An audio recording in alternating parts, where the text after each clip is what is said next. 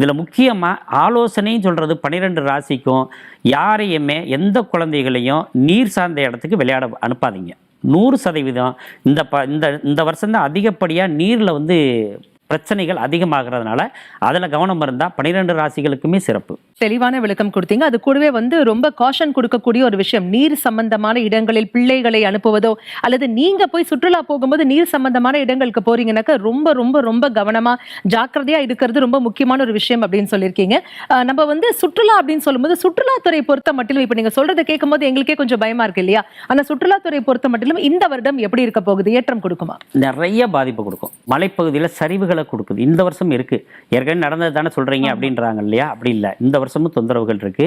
சுற்றுலா சார்ந்த விஷயத்தில் ரொம்ப பாதிப்பு நிறைய இருக்கு. நம்மளோட இதில் ரொம்ப கவனமாக இருக்கணும். இப்போ நம்ம இன்ப சுற்றுலான்னு ஒன்று இருக்குது, ஆன்மீக சுற்றுலான்னு இருக்கு.